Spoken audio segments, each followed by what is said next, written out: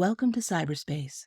I'm your host, Leslie Poston, and today we're hosting a special episode diving into the potent power of language in shaping public opinion and policy.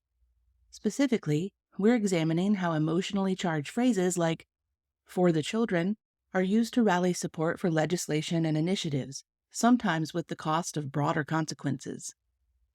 We'll explore the proposed KOSA legislation, among other examples, to understand how such language acts as a psychological lever to sway public perception and drive policy. This phrase often creates the appearance of an unquestionable moral high ground that makes dissent difficult, as no one wants to appear against protecting children.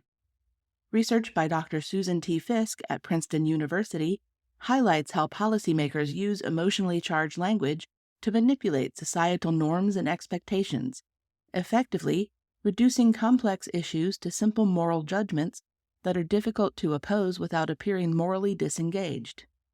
Language isn't just a tool for communication, it's also a powerful mechanism for control. Phrases like "for the children" tap into our deepest fears and hopes, often bypassing rational analysis and appealing directly to our emotions. Academic research, such as the work presented in the Journal of Cognitive Linguistics, suggests that such phrases can short-circuit critical thinking by invoking strong emotional responses that align with our innate protective instincts. This emotional appeal often leads to the acceptance of policies without scrutiny of their broader implications or effectiveness. Additional studies, like those conducted by Dr. Paul Slovic, demonstrate how emotional framing in communication can affect decision-making processes, especially in policy contexts where emotional cues guide public attitudes more strongly than factual data. These findings suggest that strategic language use in political rhetoric, such as the phrase "for the children," can significantly influence public policy outcomes by shaping perceptions of urgency and importance. The utilization of emotionally laden phrases like "for the children" not only catalyze immediate emotional response, but also serve to simplify complex issues into binary choices of right or wrong. This dichotomy can obscure the nuanced realities of policymaking, reducing the public's ability to engage critically with the details of legislation. A study from the University of Pennsylvania finds that such simplification can lead to increased public support for policies, even when these policies might have disputable long-term benefits or significant drawbacks, illustrating the power of emotive language to alter public discourse. Furthermore, the use of such language can perpetuate a cycle where critical oversight is diminished over time as the public becomes accustomed to responding emotionally rather than analytically. This normalization of emotional rhetoric in policy discussions poses a risk to democratic processes by prioritizing emotional appeal over detailed scrutiny or informed debate.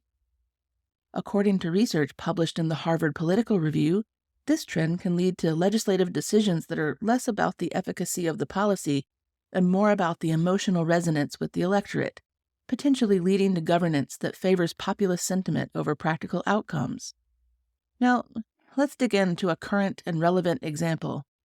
One might even say urgent: the KOSA legislation, or the Kids Online Safety Act, officially known as Senate Bill 1409.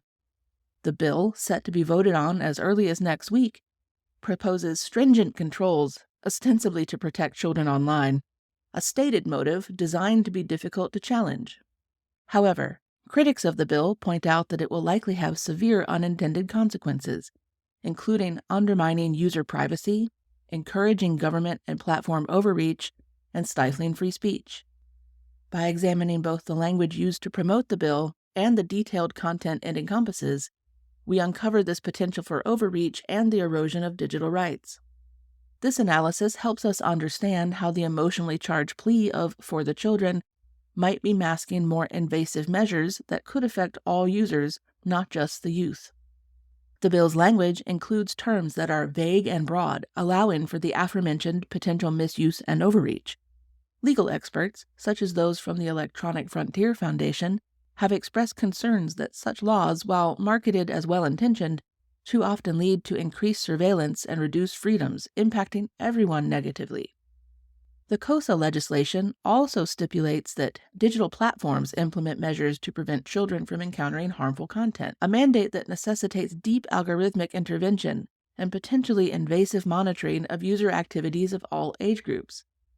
While protecting children is certainly a noble goal, the implementation of such measures could set a precedent for broader and more ambiguous applications of surveillance technologies. This could inadvertently create a slippery slope effect, where increased surveillance becomes normalized in other contexts under the guise of various protections. Further complicating matters is the question of who determines what is deemed harmful to children. This subjectivity could lead to arbitrary enforcement and censorship, particularly affecting content creators and educators who discuss topics that are vital yet considered sensitive by some groups. Scholars like Susan Benesch, founder of the Dangerous Speech Project at Harvard University's Berkman Klein Center for Internet and Society, argue that these vague criteria can lead to chilling effects, where individuals self-censor to avoid potential repercussions, which in turn stifles the vibrant exchange of ideas essential for a healthy democracy. You may be seeing some similarities between these issues and our episode last week with linguistic evasion on algorithms. In fact, this isn't the first time such language has been employed. From the Patriot Act to various censorship laws across the globe, "for the children" has been a recurrent theme to justify extensive control measures.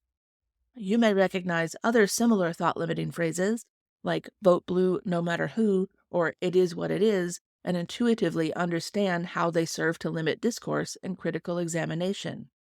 By examining historical examples where similar language led to harmful outcomes, we can draw parallels to current situations and foster a deeper understanding of the high stakes involved.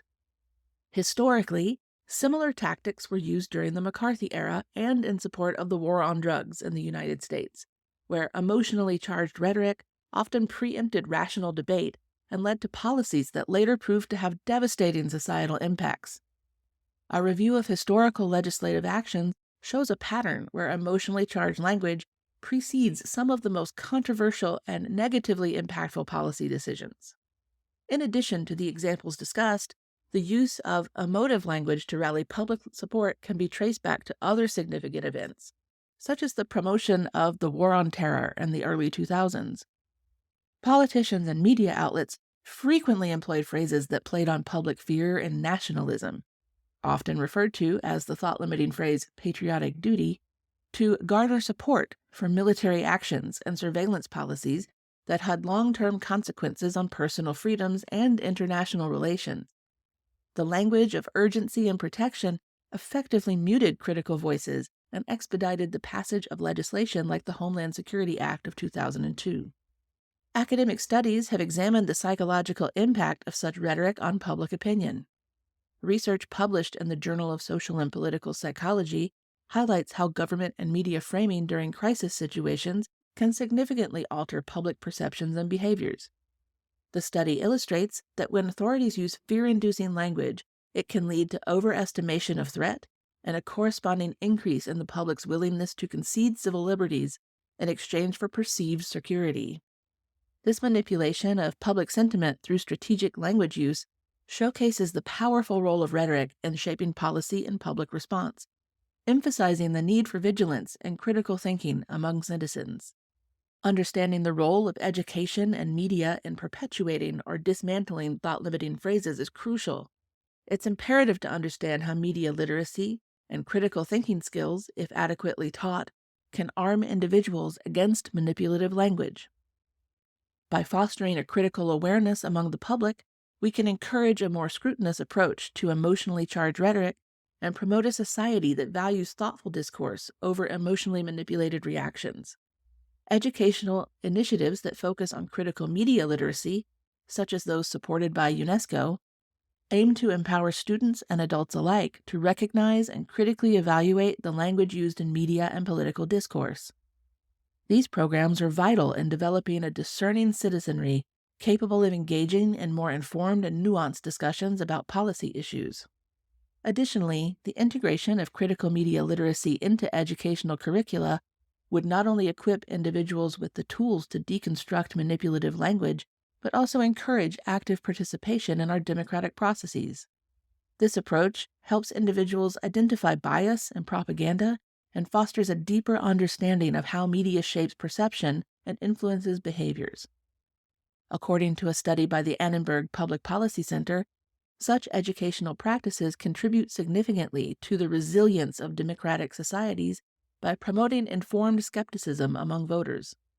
Beyond formal education, public awareness campaigns and community workshops play a critical role in enhancing media literacy across different age groups and socioeconomic backgrounds. These initiatives, often organized in collaboration with civic groups and educational institutions, provide practical examples of how manipulative language operates in real-world contexts.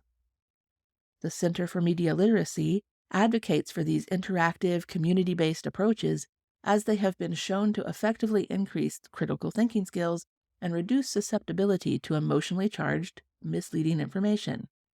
By nurturing a culture that values and promotes critical thinking and media literacy, we could mitigate the influence of manipulative language on public opinion. This cultural shift could lead to more robust public discourse and ultimately policies that are more reflective of the collective will and less driven by manipulative emotional appeals and special interest groups. As citizens become more adept at questioning and analyzing the language used in public discourse, they contribute to a more transparent and accountable communicative environment. As we wrap up, remember, language is not just about expressing thoughts, it's about shaping them as well. The phrase for the children, while seemingly benign or even benevolent, is frequently used as a Trojan horse for broader agendas. It's our responsibility as informed citizens to look beyond the surface emotional appeal of such phrases and understand the deeper implications they may carry. By staying open-minded and critical of the media we consume, we can better navigate the complex landscape of political and social discourse. Thank you for joining me on this exploration into the psychological and societal power of language. As always, I'm your host, Leslie Poston. Until next time, stay curious.